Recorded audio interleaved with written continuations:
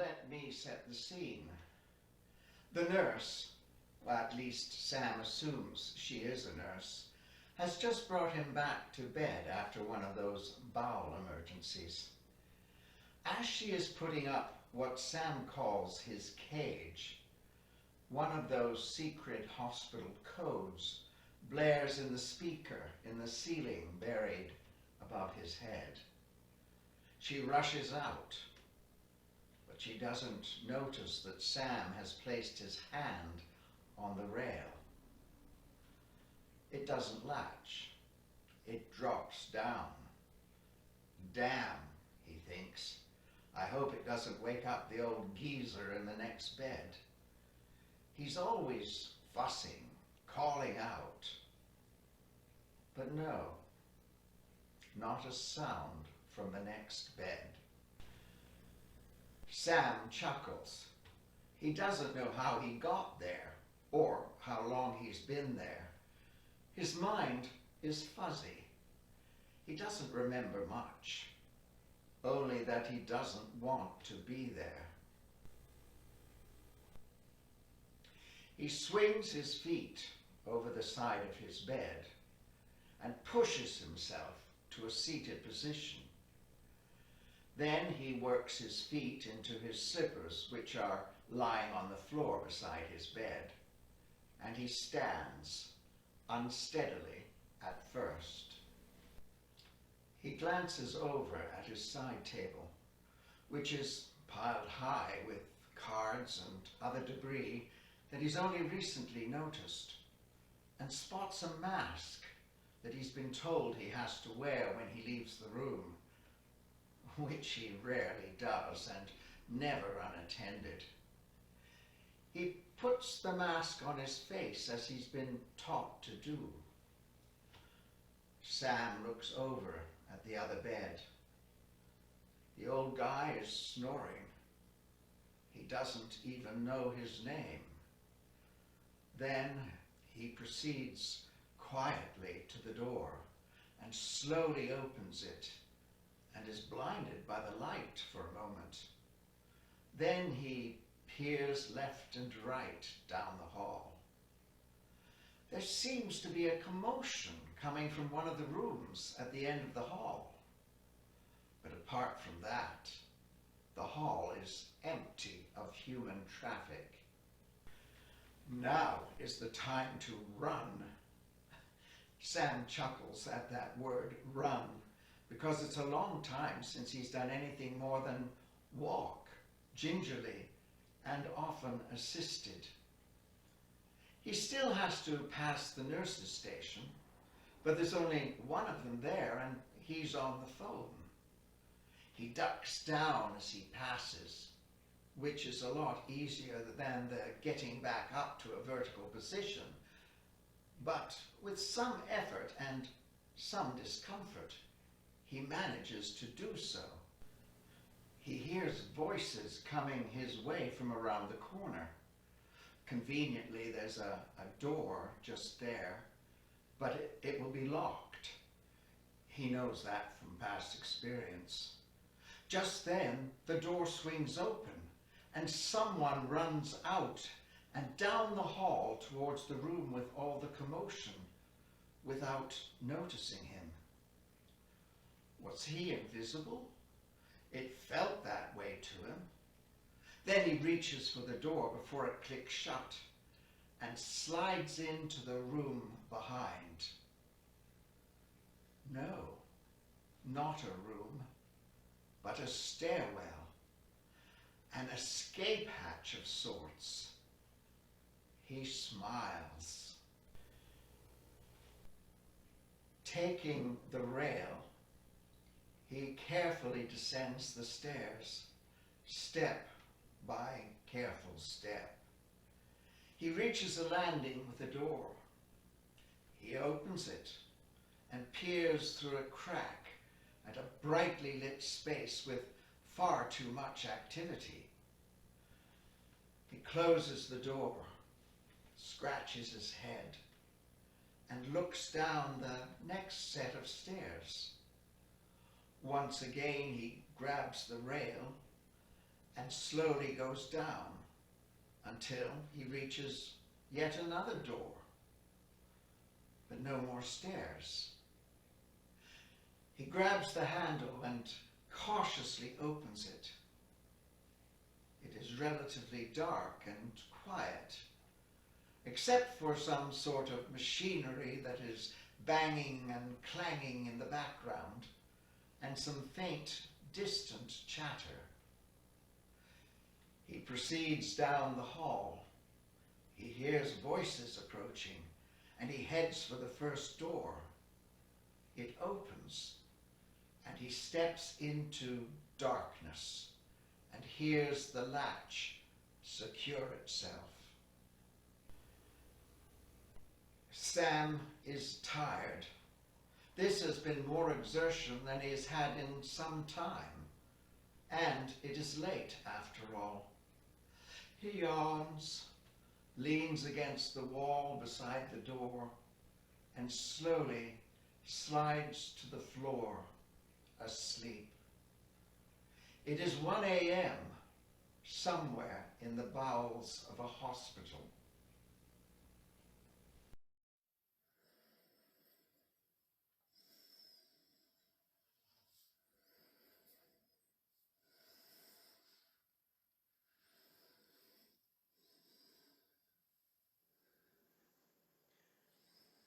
Don't know how I got here. Don't know where here is. Must be a dream. Some dream. Stuck in a small space in the dark. A closet. A broom closet. Back in the closet. Oh, maybe I'll wake up soon.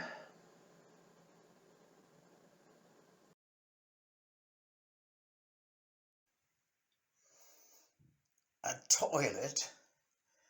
Stuck in a bloody toilet shit.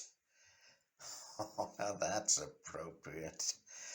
Oh, don't lose your sense of humor, Sam. Lose anything else, but not that.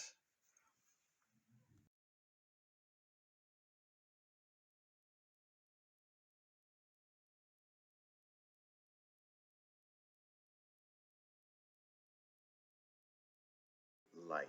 There must be a light switch somewhere here.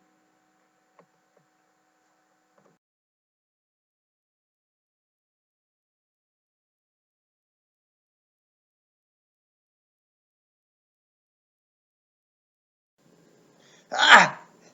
No, can't be. Don't recognize it. Must be a trick. Old son of a bitch.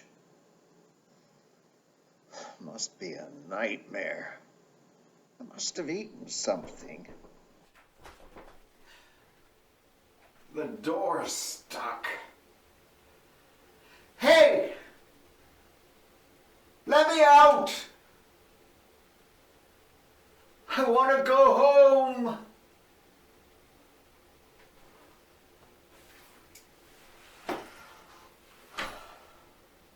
Home. I don't know where home is. Don't recognize this place anyway. I don't remember much. The name's Sam. I know that much anyway. Samuel Frederick James. That's me. And he's got a name. Don't know much else. Come on, Sammy. Think. You don't look like Sam to me. You're too old.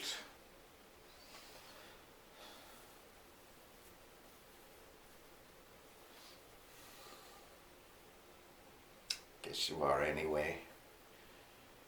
unless it's a dream. It could be a dream. A bad one. A real bad one.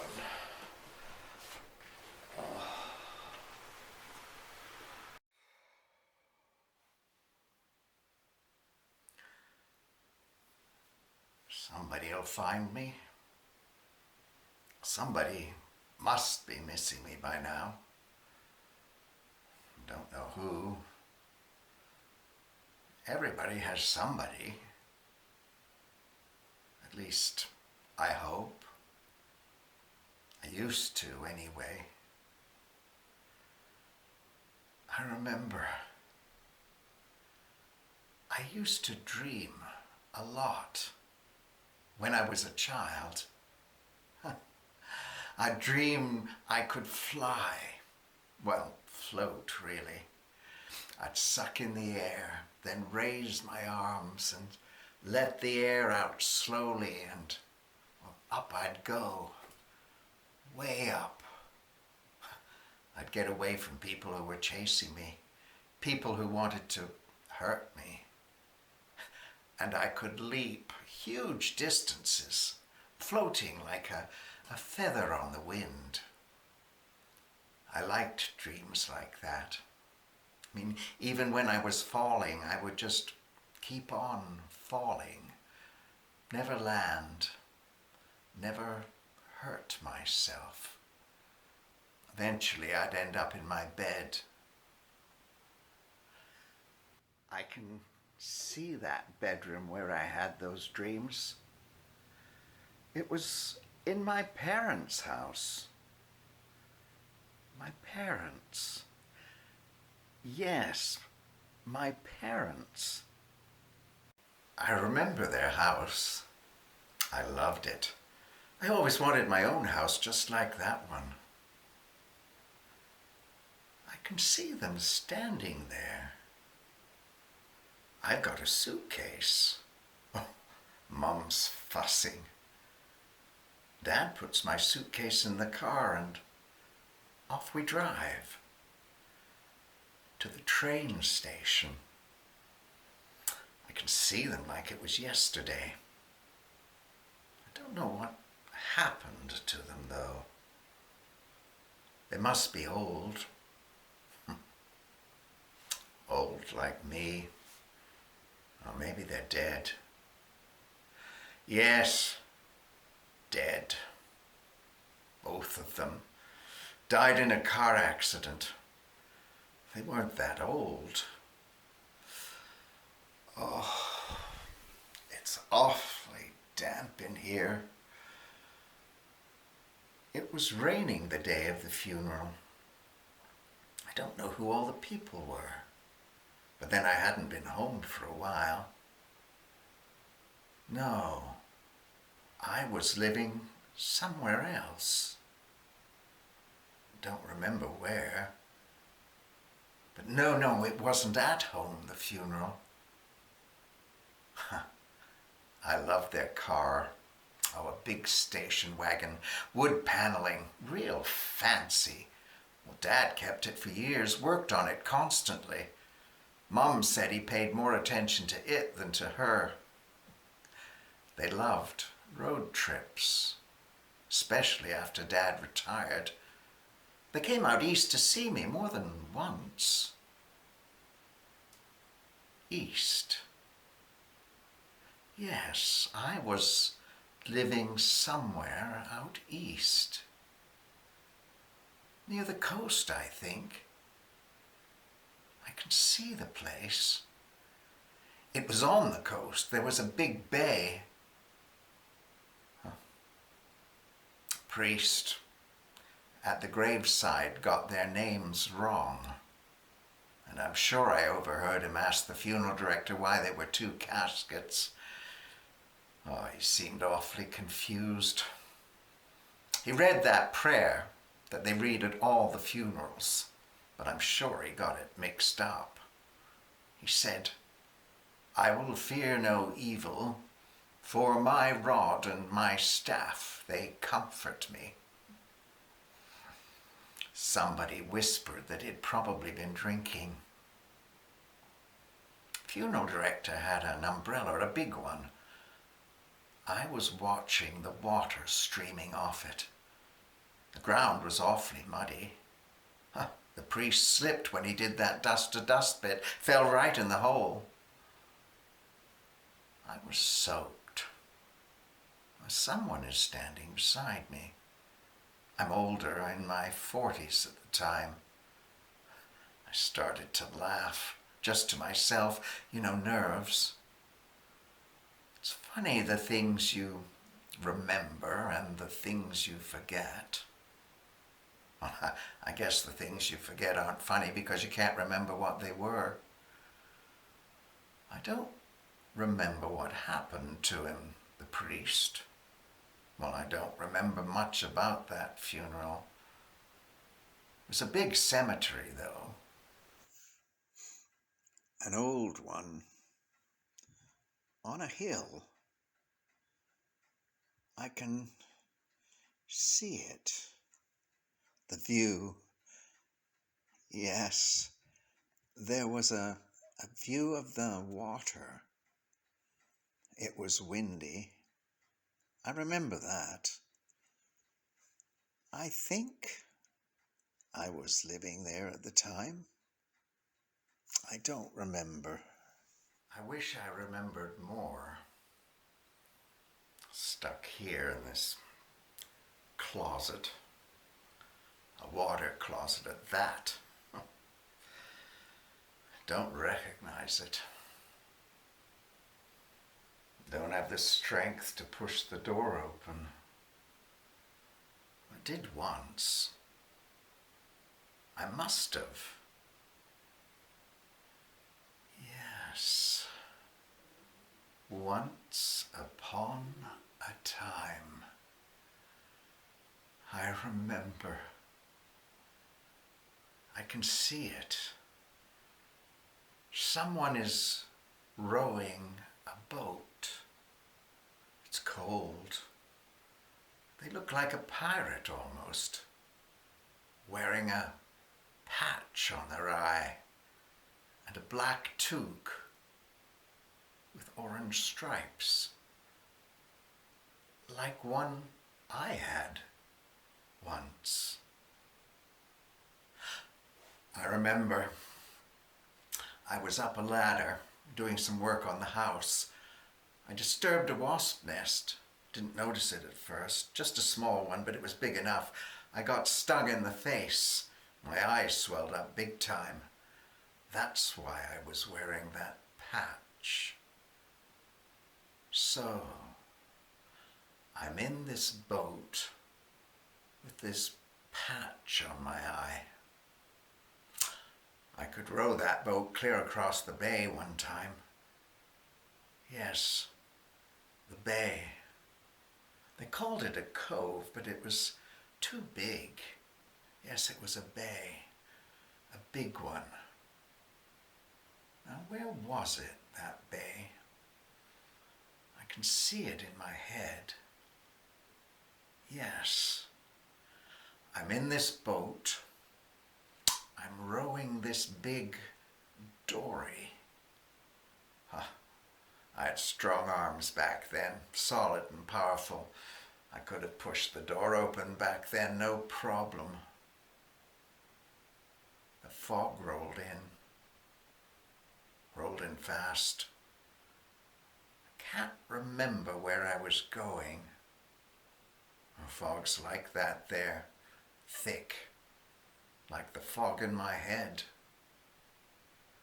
Someone's in the boat with me. A man. Young, I think, well, about my age. He's got a wispy beard and a fuzzy mustache. Can't really see his face. He's got his jacket hood tucked tight. And he's hunched over. Well, it's cooling down. I'm listening for sounds from land. It's quiet.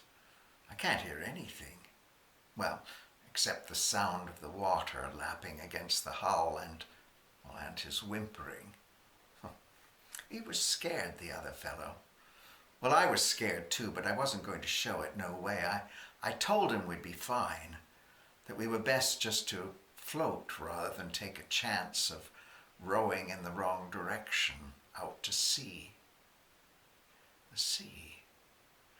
Yes, the ocean, the Atlantic. I don't know why we were out there.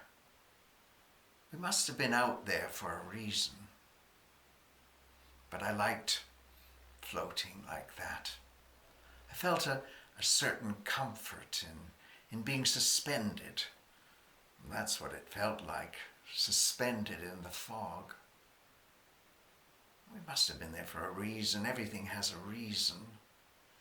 Well, almost anyway. Even if the reason's simple. Maybe there's a reason I came here. A reason I'm stuck here. Here in this toilet. A small one. Can hardly move, I don't know. Maybe the fog in my head will clear.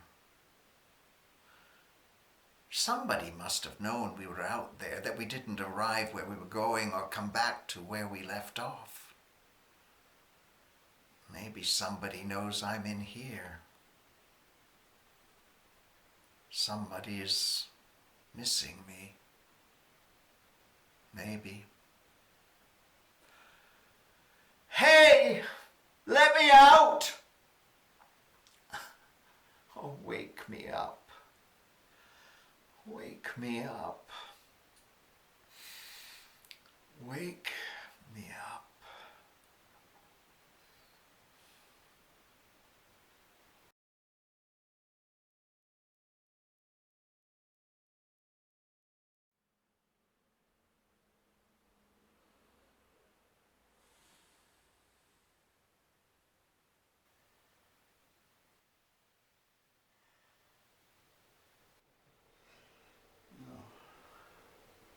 No, no, no, no, no. What? Well, that's what the other guy started to do. To yell. Well, to call out. Even scream. He was shaking. He started to cry. I tried to calm him down. I even got up and tried to put my arms around him. Now, it's not easy to do that in a dory on the ocean. He was shaking bad. I told him we would be fine, just to be patient. But he pushed me away. Nearly fell overboard, the bastard. Then he called me a fucking faggot. Yeah, he said that, he did. Why did he say that? I didn't know I was one back then. I was just trying to calm him down. His screaming wasn't helping things. Yes, his screams.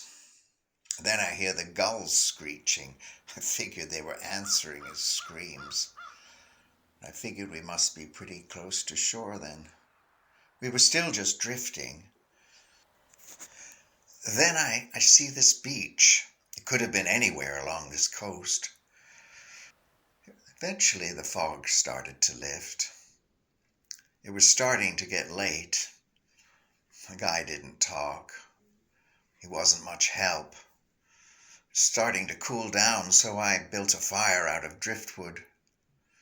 And I sat there, smoking, watching the flames.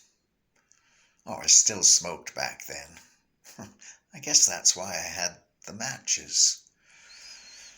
The guy just sat there quiet, didn't even look at me, blamed me for the fog, I guess. Don't know why we were out there. Must have been going across the bay for a reason. Well, there was no road to the other side of the bay back then. There was a big old house and some derelict buildings. I don't think anyone lived in the house. It needed some paint, but it wasn't too run down. There used to be a big wharf way back, long before I got there. but there were still some signs of it. I don't know what happened after that. I don't know how we got back. Well, I assume we did.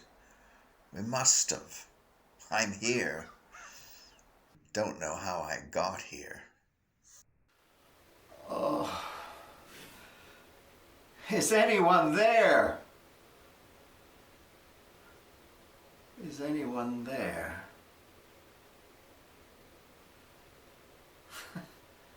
The teacher used to say that. Miss Anderson, grade 6. She'd ask a question. No one would answer, and she'd say, "Is anyone there?" So I'd put up my hand and answer the question.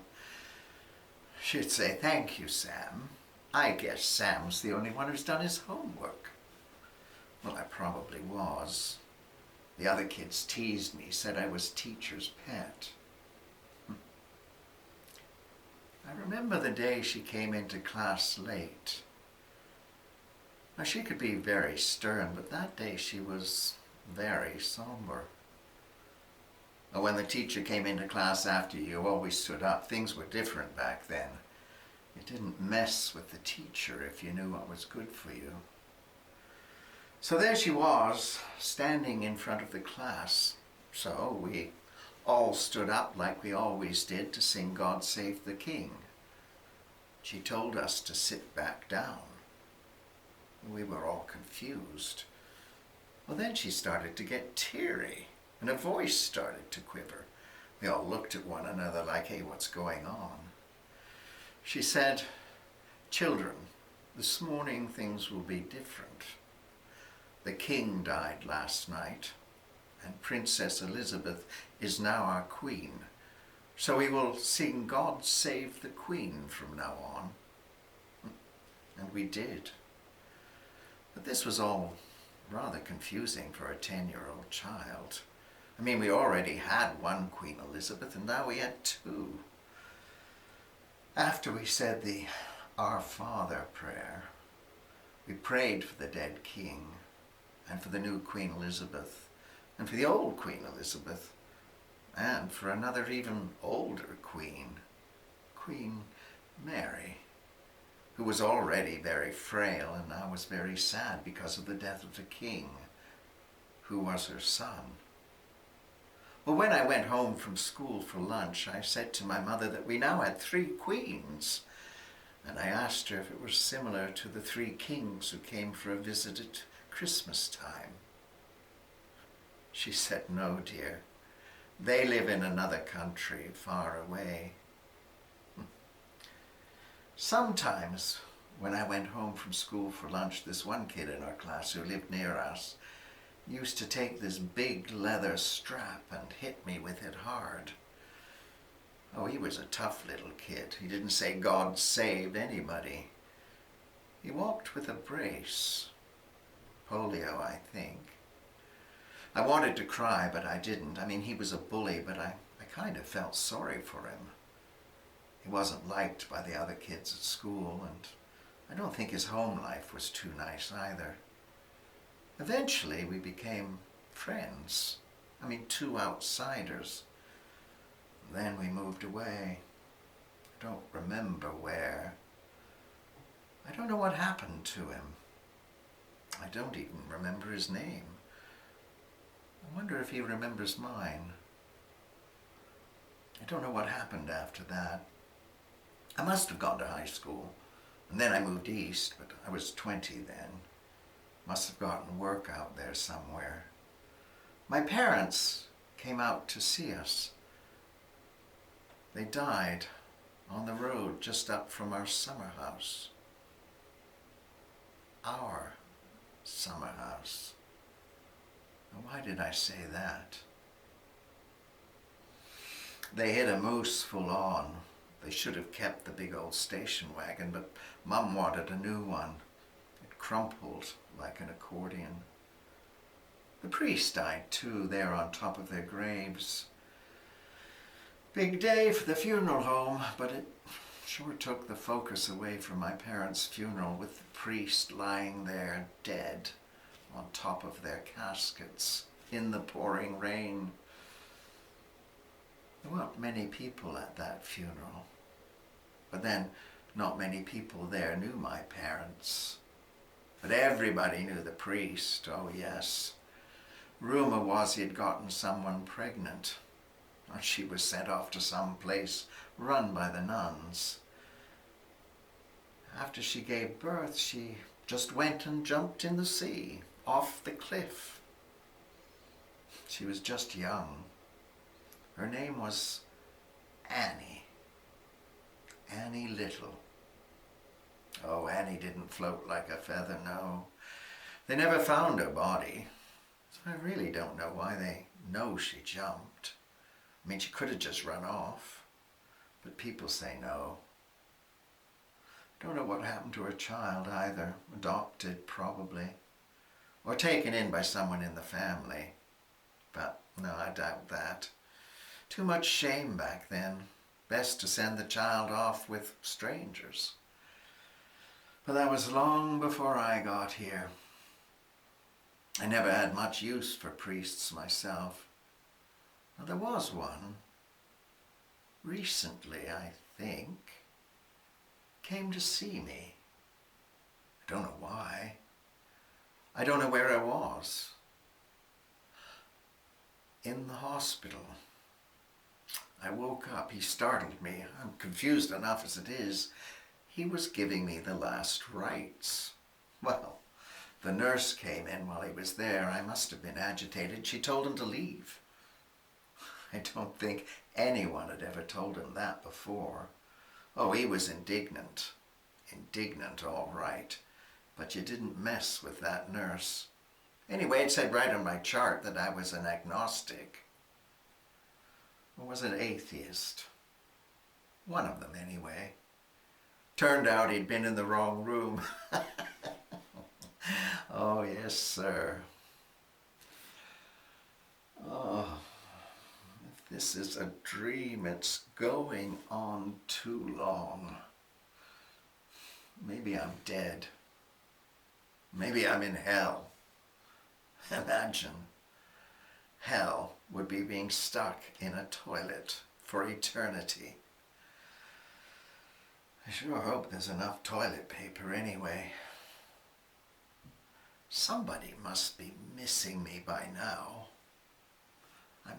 Somebody must know that I'm not where I'm supposed to be. I don't know where I'm supposed to be. Hopefully not here, in this toilet. Don't know if it works. I don't need it now, but I might. Oh, hell would be being stuck in a toilet that's out of order for eternity, even if there was enough toilet paper. The guy I rode across the bay that time, he had toilet paper in his knapsack. I remember. I used some of it to light that fire. Yes, I remember. He said he was going across to that abandoned house. He told me it had been his grandfather's place once. Something strange about that house. Something strange about that fellow. Anyway, he told me he was going across there to stay there for a while. He was on holidays. He wanted to see if it was in good enough shape to fix up. Guess that's why he had that wad of toilet paper in his knapsack. There was an old outhouse there, but you'd never have gotten me inside it. Oh, no way. Don't know if he ever got there.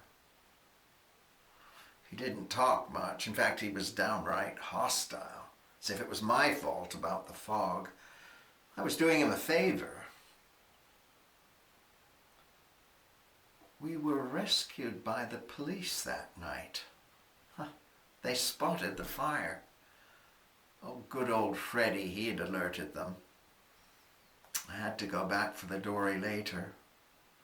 We were only a few kilometers down the coast, so we were lucky. I don't know how we got there. Don't remember much. Well, I remember more than I did anyway. Now I remember that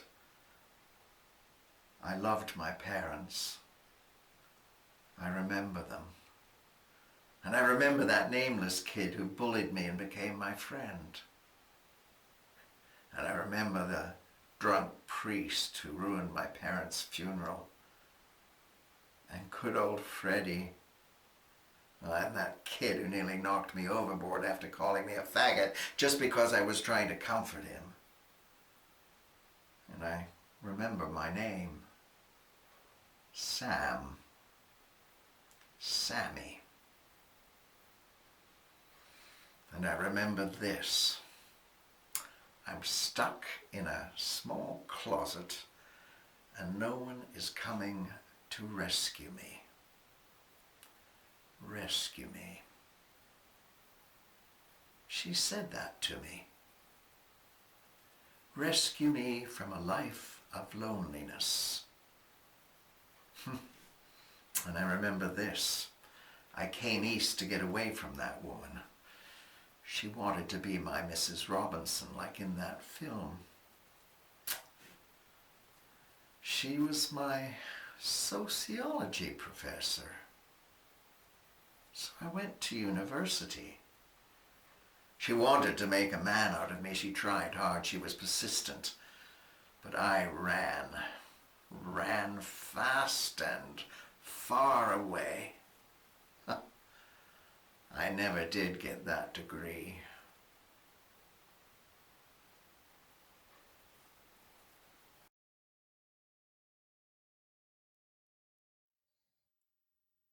Somebody is walking along a boardwalk. There's a harbor. Boats, big buildings. He looks familiar.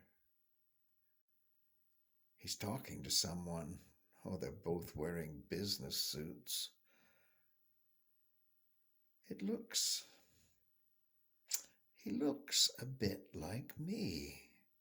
Like when I looked in the mirror just now and saw myself but didn't recognize myself. Only this time I'm sure it's not me. Something is different.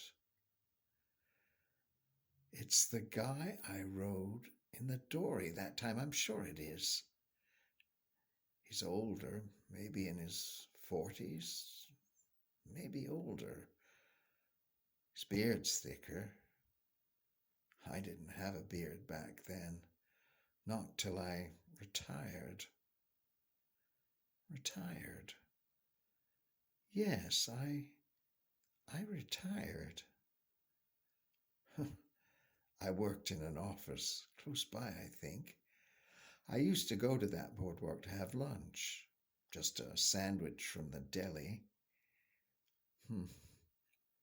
See it like it was yesterday. He didn't notice me. It's funny to remember that now. It was such a long time ago. Yes, I'm sitting at a desk. A high one. There's a big window. It's an old warehouse. Yes, I'm drawing. I'm a graphic designer. Was a graphic designer. I remember someone's coming up to see me. It's Jane, my partner, junior business partner. It's my business, but I sold it to her shortly after my parents died.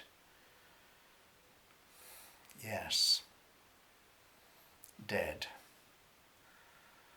No sense in it, no sense in much of life. I was starting to lose interest in the business anyway, and I inherited enough to keep me going for a while. I was tired of dealing with the big boys. wanted me to promote their garbage to the prisoners of consumerism. I liked the creative side, though, when they didn't muck it up. But I needed time off. Needed time to think. Tragedy can wake you up sometimes. I did discover I liked teaching drafting more than doing it.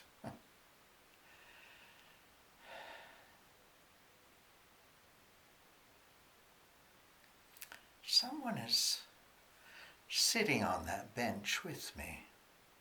I'm not alone on the boardwalk. Someone is next to me. It's Grant. Yes, Grant. He'd meet me for lunch sometimes. He worked in a bank close by. Manager. We met when I was 32.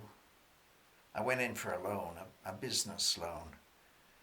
He thought he had met me before. He said it was good to see me again. Had I been at any more demonstrations? Now, I thought that was a pretty funny come-on line. Didn't know what he was talking about.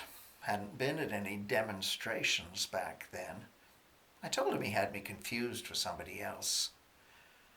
Anyway, we became good friends. He had a real passion for life. He was kind and generous. He taught me a lot. In time, we moved in together, became lovers, bought a house. They were good times. Spent a lot of time at my house up on the coast. Well, our summer house, really. He caught me looking at the guy that day. He's always kidding me about my loose neck. Felt his elbow in my ribs. Well, he should talk. He can do a full 360 without any effort. Anyway, I wasn't looking at the guy in that way. No, there was something about him. Something about that guy in the fog.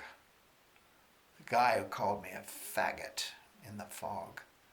And him whimpering like a baby.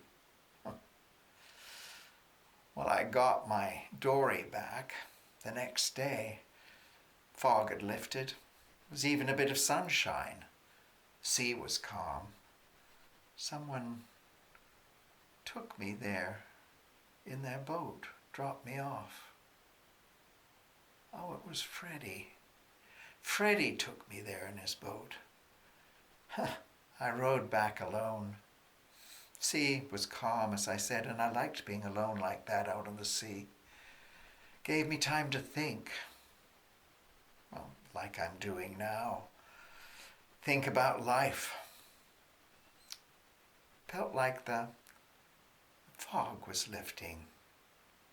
Feels like that now. Like I'm starting to remember. Putting the pieces back together. Pieces that had scattered over time. Maybe I needed to forget, to be in a fog. The shed. That's where I got the dory. The abandoned shed across the bay, back of the old wharf, the derelict wharf by the old house. The house that guy had wanted to get to. He said it was his grandfather's house. Maybe his grandfather's dory, too. I moved to the city shortly after that.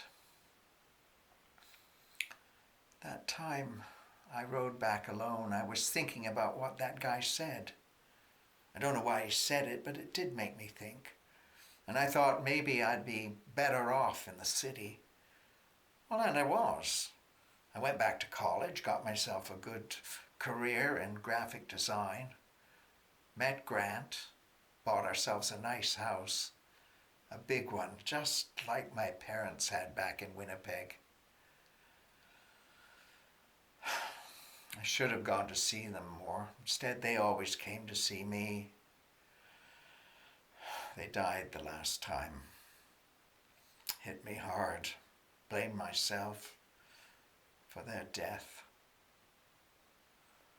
I must have gone east for a reason. There must have been a reason. Yes, there must have been. I remember I found out my mum had been from out east. From around here, not right here, not where I was living, but close by, I think. She left when she was young. She never talked about it. But my dad told me that she'd gone west when the war broke out to find work on a farm. Well, they met soon after. Dad had a big farm back then. Well, it was his father's farm, but his father had been injured in an accident and couldn't manage it anymore. Well, that's why my dad didn't go off to war. He had to look after the farm and look after his folks, too. His mum was dying at the time, and his dad was an invalid. Jane would rap my knuckles for saying that word, invalid. Can't say handicapped either, or disabled, apparently. Not politically correct. Anyway, his dad was crippled, so he had to look after the farm for him.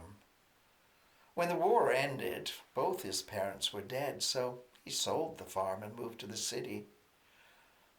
I was 5 at the time. I don't remember much about that farm, but I do remember Billy. Billy was the old workhorse. We were friends. Well, there weren't many kids my age out where we lived. I used to go into the barn and talk to him for hours.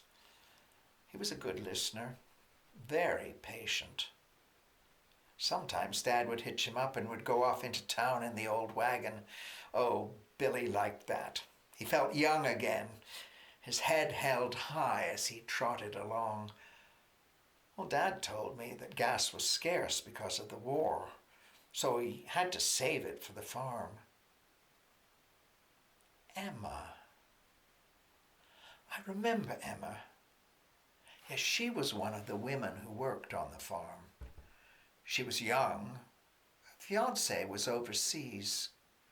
Oh, she was good to me. Yes, but then she got married when the war ended and they moved off to New Zealand. Oh, she kept in touch for a while. My mum read me all her letters. She always asked about me. But eventually the letters stopped. Well, except for the Christmas cards. Oh, I saved all the stamps. Mum told me that Emma was busy now with 4 children of her own. She said that, well, people come and go in our lives, and so we just have to learn how to cherish them while they're with us. Dad was good at working on engines. He worked on tractors, farm equipment, cars, trucks, motorcycles, you name it. So after he sold the farm, he bought a gas station in Winnipeg with a garage attached to it for working on cars. Well, Mum ran the gas station and he ran the auto repair business. They were a good team. Well, Dad told me all of this because, well, I was thinking of heading east to get away from that woman who was after me, the Mrs. Robinson in my life. Well, I didn't tell my dad that, no.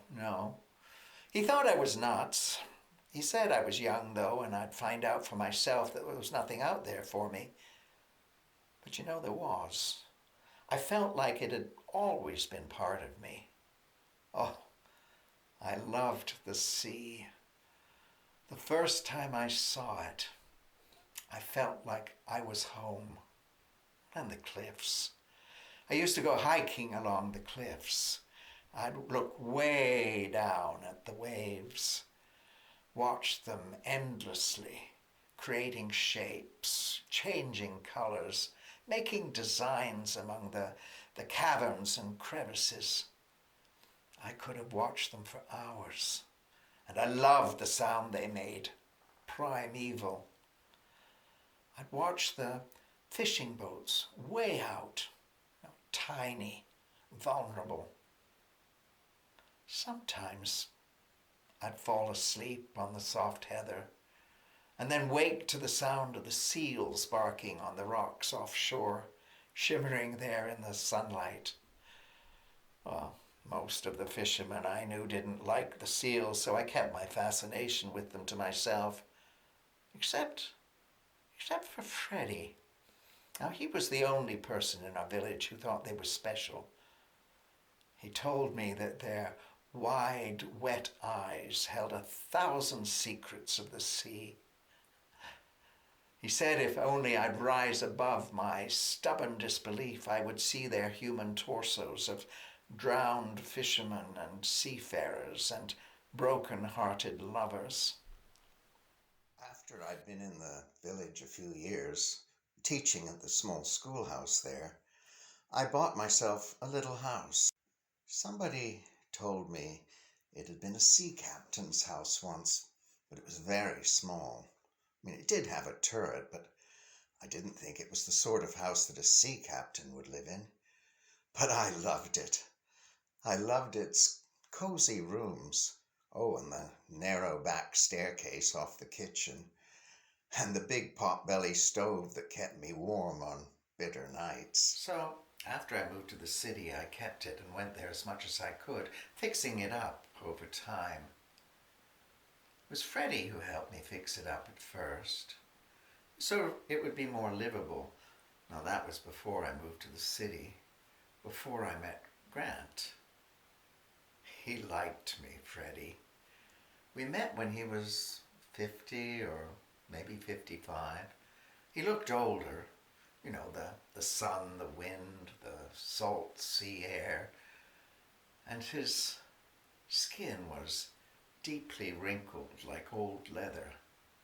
Oh, I loved his thick mustache, stained copper from smoking all those years.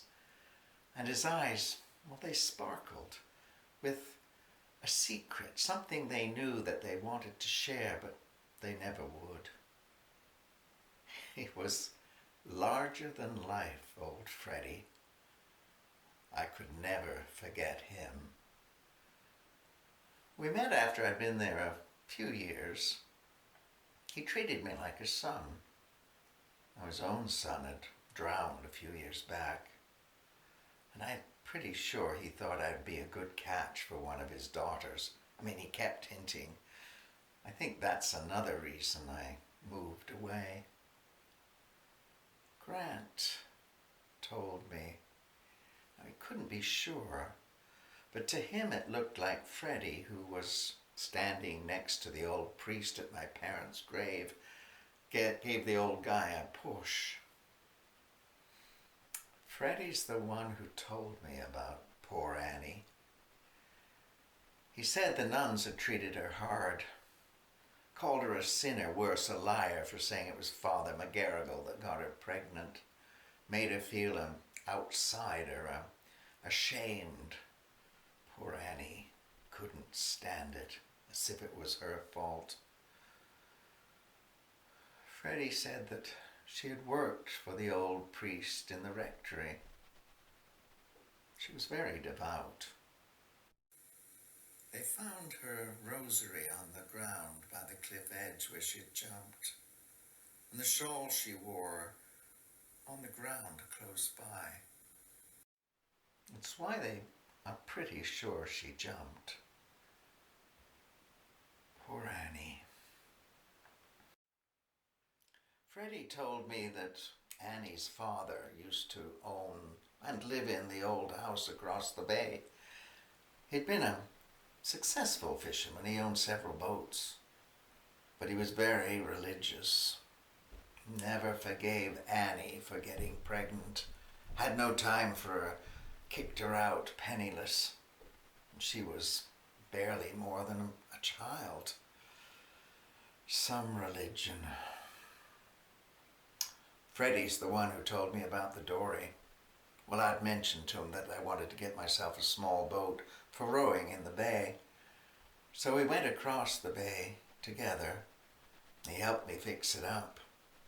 He was good at that, fixing things. It wasn't really like stealing. I mean, the property had been abandoned for years after all. Freddie said finders keepers. He was a fisherman too. I mean, he still went out at times, but not regular. I remember he played the fiddle. I'm hearing this one song he used to play. It's how I got to be asking about Annie. He'd written this song about her, and he used to play it often on the front porch when we'd sit there. At first I thought it was just a tragic Scottish or Irish tune, you know, the Celtic version of country and western. Poor Annie Little did herself in, something like that. But he got teary when he sang it. I asked him about it. He said he'd had a crush on Annie when they were children. Told me she was pretty, had the eyes of an angel, and she was smart. He told me that she could draw really well. In fact, he even showed me some of her drawings, just pencil, but they were truly amazing. She had given them to him as a gift. Oh, Freddie, he cherished them. He put real feeling into that song. He said he remembered the day she died like it was yesterday, April 1941. He told me that Annie had tried to fly like an angel, that old Neptune had called her to the sea, and now she swims with the seals. I think it made him feel better to think of it in that way.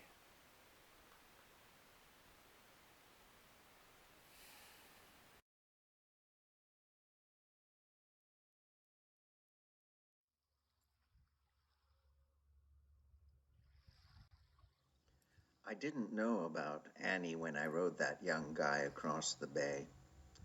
And I never told him that I'd taken the dory from his grandfather's place. Well, I was pissed off at him anyway. And besides, the place had been abandoned for years. I wonder if he was related to Annie somehow. I guess he must have been a nephew maybe, or maybe even the kid she had given birth to.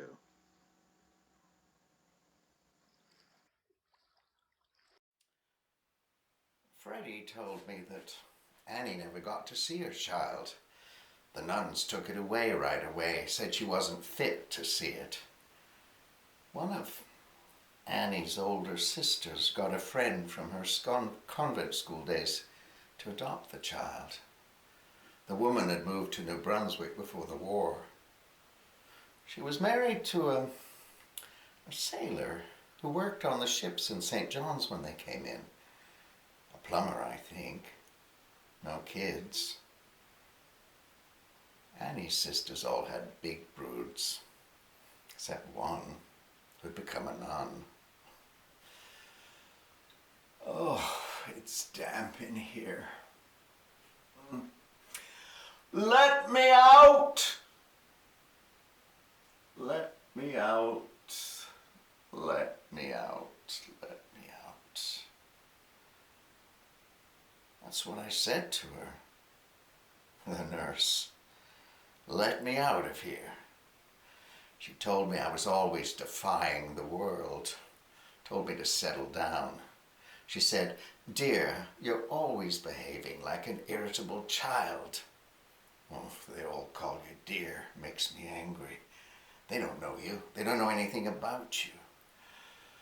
I told her right back I was not an irritable child. I am an irritable old man, that's what I am, and I'm no dear to her. Didn't want to be there. Didn't know how long I'd been there. Guy in the next bed, he's always shouting, "Settle me down." I told her to settle him down or I was leaving. She said, "And where would you go, dear?" "Home," I said. "Not till you're a lot better," she said. "Better than what?" I said. "Well, it seems I've had a concussion, serious one. Affected my memory. Well, something has anyway. Defying the world indeed. Grant says that's how I come across sometimes. One time he came home from the gym and he said there was a guy there that looked a bit like me. Even stood there with his arms crossed like I do, defying the world. Told me that before. So-and-so looked a bit like me. I'm just an ordinary sort of guy. Must be thousands of doubles. If they're thousands, I guess they aren't exactly doubles, are they? Grant and I used to go to our summer house for a month each summer, and we'd go there as often as we could, when the weather was good. Well, Grant loved it as much as I did. One time we were there, and I noticed that the house across the bay was being worked on, the abandoned house. I guess it wasn't abandoned anymore. Someone told me that a lawyer from the city had bought it for back taxes as a summer home. Freddie was dead, but I asked his wife, and she said that she thought it was some relative of a previous owner that had bought it. I wondered if maybe it was that snotty grandson. Never ran into him back then. Oh, Grant did. In the city. A small world. Turned out he was the lawyer that did the probate on Grant's dad's will. Grant told me he was adopted. Now, don't ask me how that came up in the conversation, but Grant's a real talker, a people person, has to know all about people. Sometimes a bit too nosy, if you ask me. Anyway, maybe that guy is Annie's son after all. Maybe he had a reason to be angry. Maybe he just found out. That's what he was that day in the dory. Angry. Grant said he's nice enough, a bit reserved. He's married with 3 kids. Turns out he probably was the guy that Grant ran into at the gym that day, just once. And he was the guy that he ran into at that demonstration, the one he thought I'd been at. A peace demonstration in the late 1960s. So, if rumors are true, it must have been his father, his birth father, that died on top of my parents' casket. We're almost related. Years later, 2005, Grant and I were downsizing. The house was just getting to be too big for us, and we bought a nice condo on the water. Well, I was pitching a bunch of stuff, some books that we'd been carting around for years. They were my parents' books. Nobody reads old books anymore, can't give them away. It was then that I found it. My parents had stashed away a document. Well, it was just a scrap of paper really with some handwriting on it. It fell out of one of the books. It was my dad's handwriting, and it said, "Mother deceased, father unknown, born 23 March 1941, and then the name of an orphanage, the one that used to be run by the nuns close to our summer house. My parents never told me I was adopted. 23 March 1941 is the day I was born, my birthday. Here I was in my 60s, and I was just discovering that I didn't really know who I was. Well, who a large part of me was anyway. I mean, I knew I was Sam, but I didn't know what made me Sam. I wanted to find out about my birth parents. It felt kind of like being trapped here. A lot of light, but no room to move.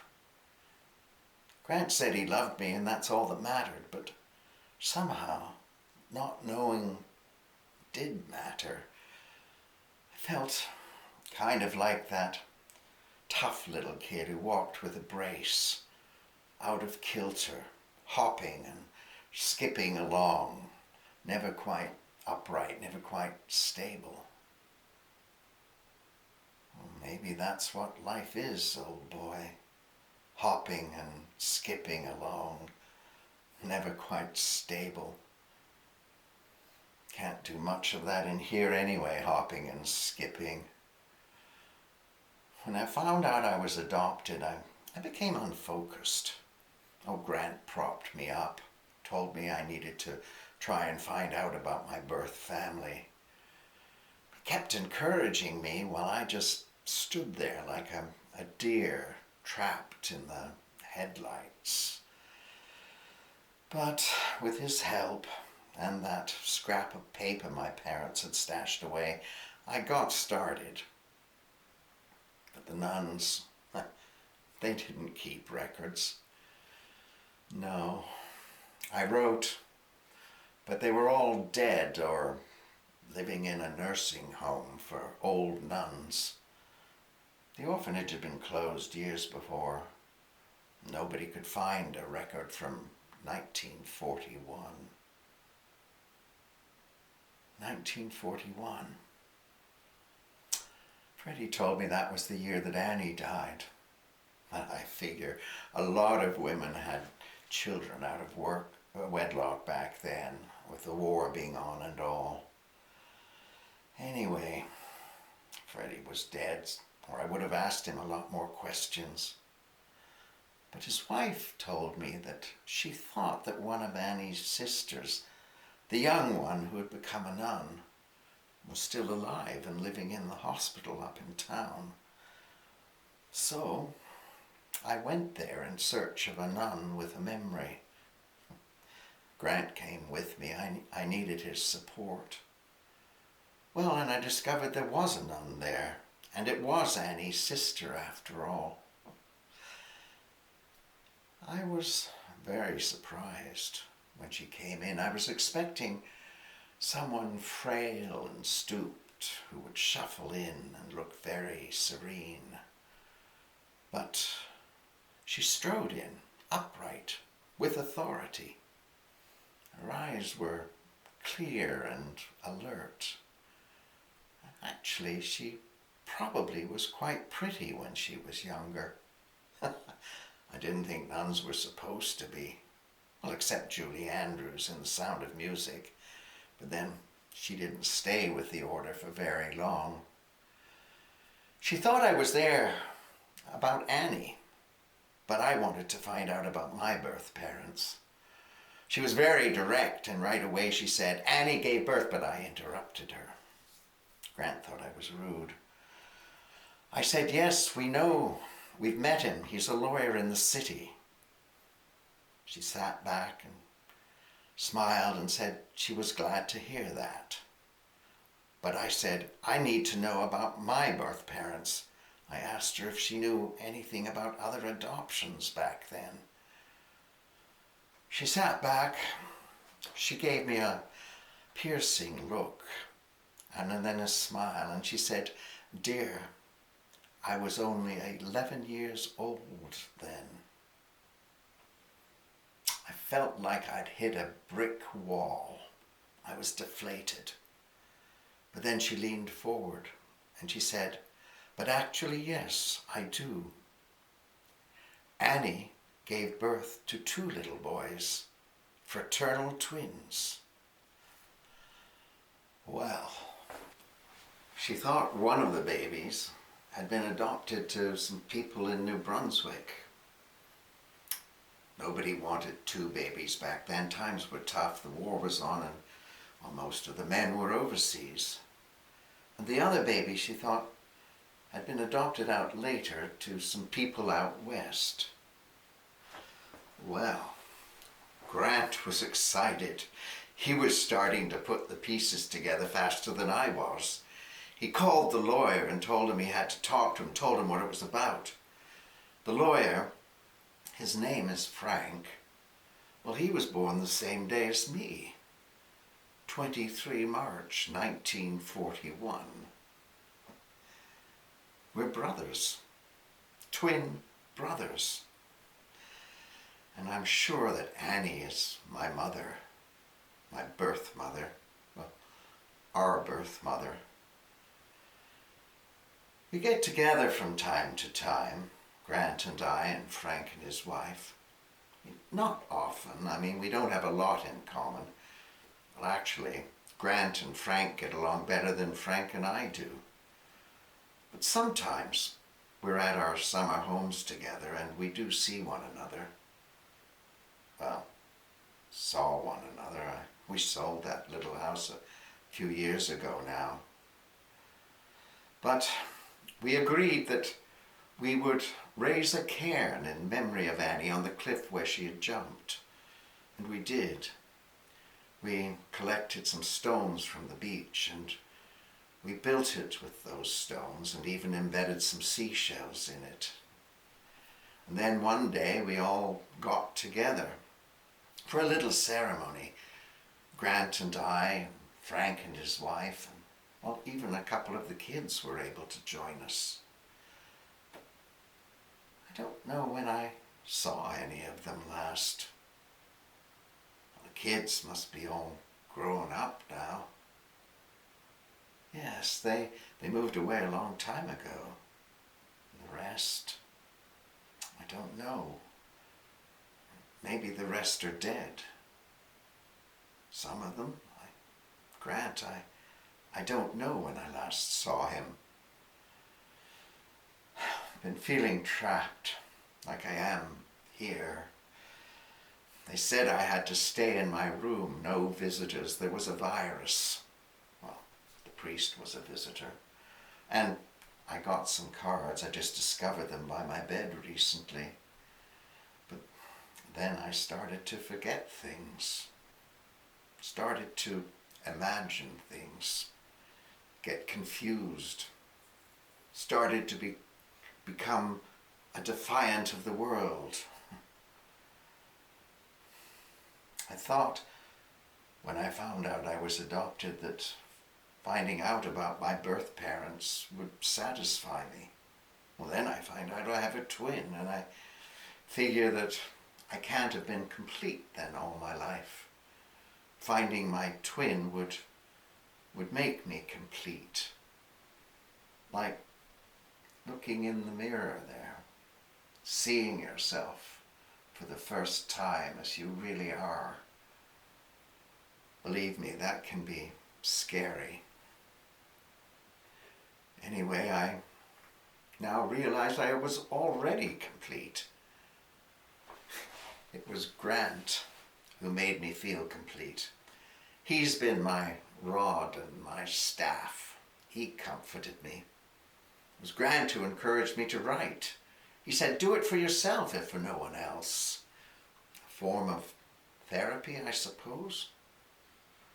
My first book was an allegory about Annie. I did the drawings myself, pen and ink, with a light wash of colour. Come to think of it, not too unlike the drawings Annie had done in pencil. Well, I was shocked when the book sold. became a bestseller, then a film. Fall on the sidewalk didn't help. Spread eagle didn't float that time, hit the ground hard. Didn't remember much. I remember the fall. I ended up in hospital. Was there for a long time. Got that virus. Didn't know anything. Doctor said I was lucky. I nearly didn't pull through. I was in a coma for the longest time. The nurse said Grant couldn't visit, but he sent me all those cards I just discovered, and he called. But I wasn't aware of that. I was in a fog. I missed the curb that day on the sidewalk. I turned and said something to someone. Who? I remember this kid was staring at us as we approached. And then as we passed by, I heard him turn to his mother and say, "We must be brothers." Was I with Frank? No. Grant. I was with Grant. Yes. Oh, I'm starting to remember. Starting to put my life together after almost 80 years. The pieces are beginning to come together. They have come together. I know you. Samuel Frederick James. You're more than an old face. More than a name.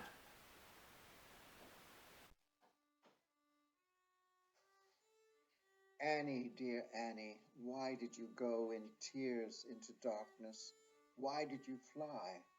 Your heart so tender, sweet like a rose, but your wings could not sweep you into the sky. You had the eyes of an angel, your smile banished my gloom, till the day it was stolen and left you in ruin.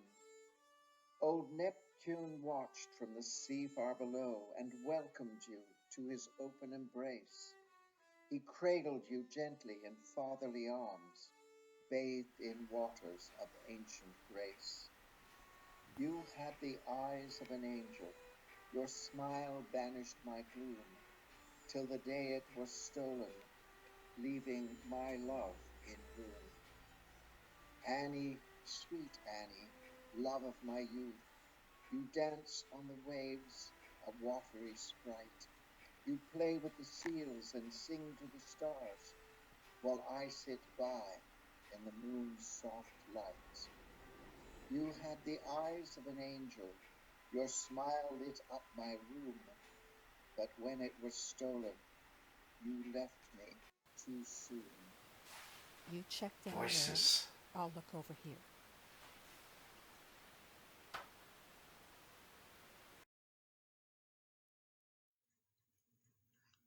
I'm floating. Floating. Floating.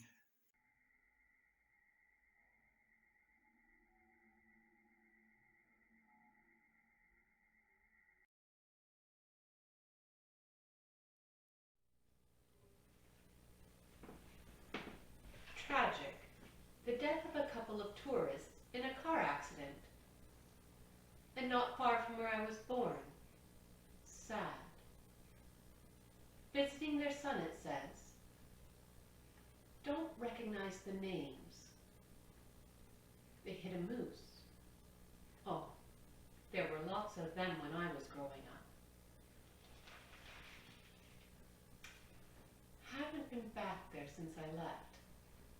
I often thought about it, but life moves on. Can't go back. Like the memories.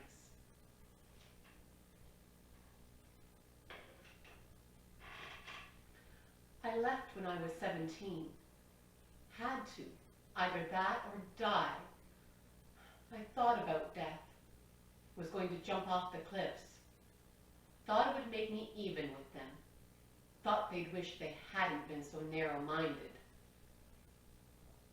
And I was depressed after the birth. 17. We lived way over on the far side of the cove. The only way to get there was by boat or to walk.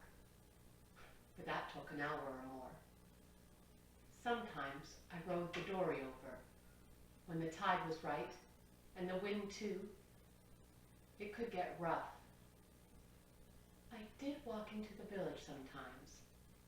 Had to when the weather was bad or Dad was out fishing. We were a large family, like most families there. I had a lot of sisters, one brother only. He died in the early days of the war. Dad turned sour then. The only boy, 9 girls. He started to get religious in a rigid way. He was already pretty down after Mum died. She died of fever when Mary Louise was only 4. She was worn out.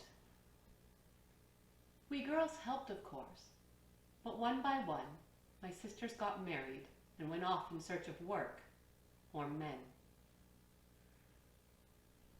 I was only 10 when Mum died. I had to grow up quickly, became mother to Mary Louise, and became mistress of the house too. No time for school, but I found time for drawing. I could spend as much time as I could eke out with my pencil and scraps of paper. Freddie liked them. His dad was a fisherman too. Freddie was a little older than me. He quit school when I was 12 and went off with the men. He was my best friend. He got engaged to a friend of my sister, Mary Ellen. But Dad kept getting darker. He didn't go out fishing as much, sold some of his boats. By the time Mary Louise was 9, I had to get work. We needed money. I didn't earn much, but enough to get us by. I went to work for the priest in his house, the old rectory. Dad spoke to the priest. I called it the rectory because it was in bad shape. He gave me the creeps, the priest. Used to catch him leering at me. But I told myself I was imagining things, until the day he put his hand on my breast. Thankfully, Antoine, the seminarian, walked in then. He never tried it again. I think Antoine had seen what Father McGarrigle had done. Don't know if they ever spoke about it. I never did, but I kept my distance. Antoine. He was young and very handsome. Oh, yes. I was about to turn 16. He gave me a present, a beautiful rosary. Said he wanted to make sure I was okay. I knew what he meant. It was unsaid, but clear as a day. I was 15 going on 16. Like that song in the movie said, the one with Julie Andrews. I didn't mind when Antoine came close. He was probably only 19 or 20 at the time. One afternoon, when the priest was away, we had sex. It just happened. Natural it was. No force, no planning. But you don't think about the consequences. Not when you are young. It was a month or more later that I figured I must be pregnant. No one taught me about sex. I didn't tell anyone. Dad just thought I was getting fat at first. But I couldn't keep it a secret forever. No. When Dad figured it out, men are slow that way. He sent me off to the home run by nuns up in town. It was part of the hospital. Catholic, of course. Dad was furious. He called me awful names, said he didn't want to see me again. I don't hold it against Antoine. I never told him I was pregnant. No point. He was going off to some parish in New Brunswick anyway. It would have ruined 2 lives. I didn't want that. Mary Louise was sent off to the convent school when I was sent away. I never saw her again. When I was at the home, I was treated like a sinner. Maybe I was. They sure wanted me to know it. Except Sister Angelica. She was kind. Not openly, but when the others weren't around.